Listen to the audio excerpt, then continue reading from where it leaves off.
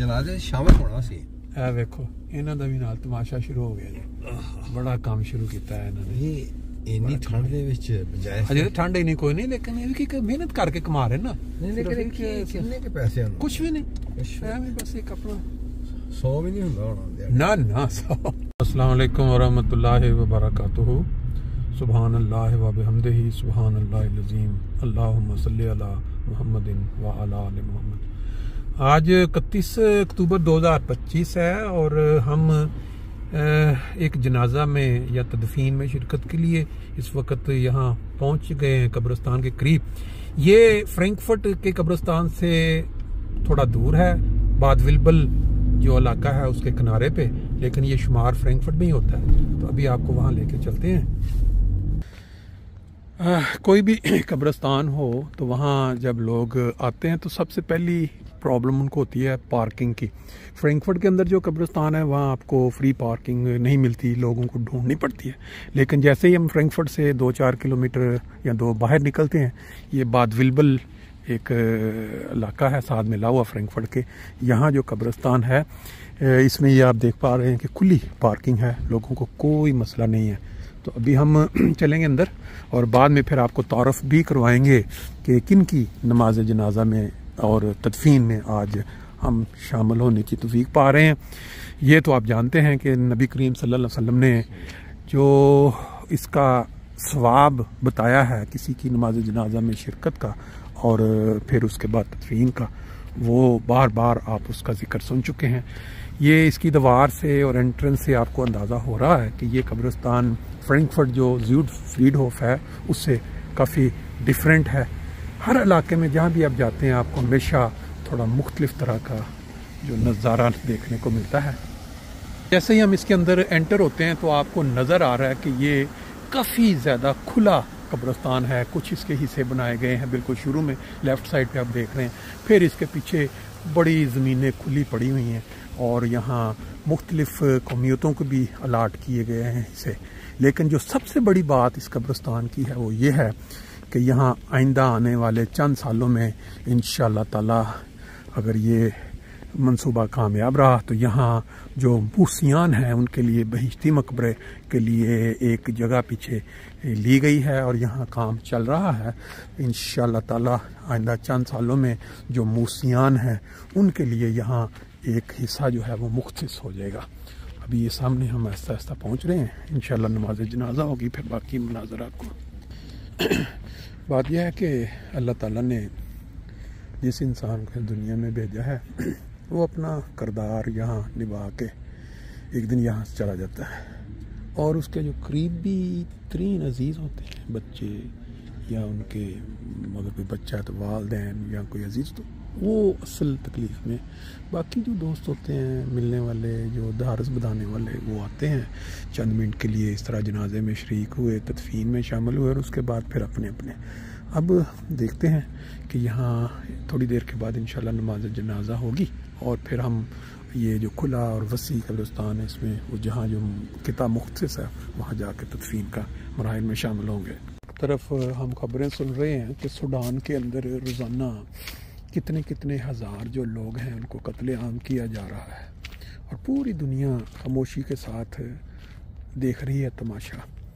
और एक तरफ हम यहाँ देख रहे हैं फ्रैंकफर्ट के बिल्कुल करीब बाद विल्बल के किनारे पे, ये देखिए कितना बड़ा एरिया है जो कब्रिस्तान, लेकिन यहाँ मुख्तलिफ इसकी तय बनी। ये हम थोड़ा ऊंचाई पे हैं और इस जगह पे थोड़ा नीचे है और फिर ये है कि इलाके जो हैं वो मुख्तस कर दिए गए हैं।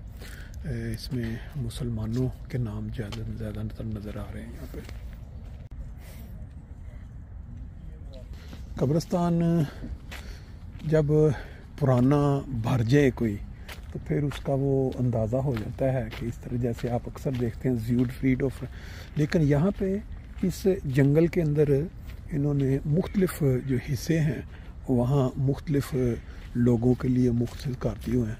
यहाँ भी नज़र आ रहा है कि यहाँ कुछ मुसलमान लोगों की कब्रें हैं और यहाँ इस साइड पे भी आप देख सकते हैं। पीछे थोड़ा जाके तकरीबन मेरा ख्याल इसका इख्तिताम है, यहाँ तकरीबन बाउंड्री, हम पीछे जो जंगल नज़र आ रहा है, लेकिन इसको इन्होंने काफ़ी ज़्यादा آگے اس سائڈ پہ بھی قبریں نظر آ رہی ہیں.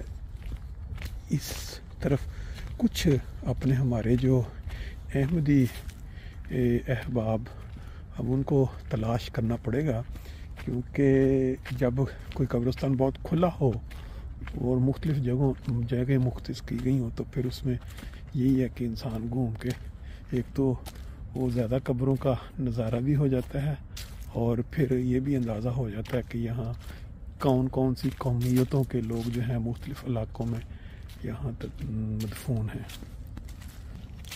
جمعہ المبارک کا ایک خاص دن، جس دن کے حوالے سے ہم ہمیشہ سنتے آئے ہیں کہ جتنا زیادہ درود شریف پڑھا جائے اتنا ہی کم ہے. تو ہم چلتے چلتے نظارے کرتے کرتے ساتھ ایک دفعہ درود شریف کا ذکر بھی کر لیتے ہیں، اور باقی جو ہے جو ہمارے ایک جاننے والے ہیں ان کی والدہ کی یہاں آج تدفین ہے.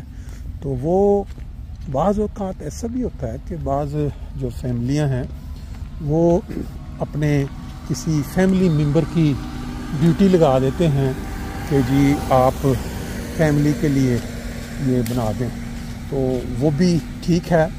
بعض لوگ جو ہیں وہ چاہتے ہیں کہ باقی ورلڈ وائڈ جو ان کے عزیز و قریب رشتہ دار ہیں وہاں تک جو ہے وہ پہنچے، جو بھی عزیز شامل نہیں ہو سکے اس طرح. تو اس لیے جو کسی کی خواہش ہو اس کے مطابق ہی انسان کو چلنا چاہیے.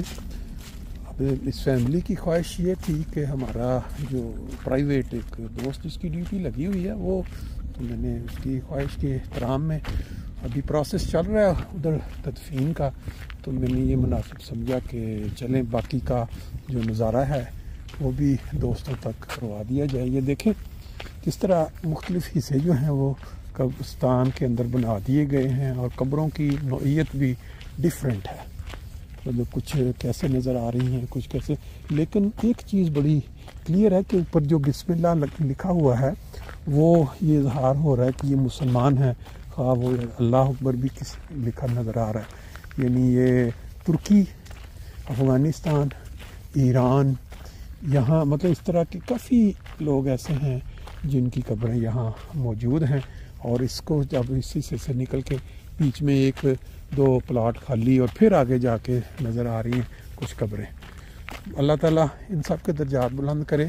درود شریف ایک دفعہ پڑھ لیتے ہیں جمعے کے حوالے سے.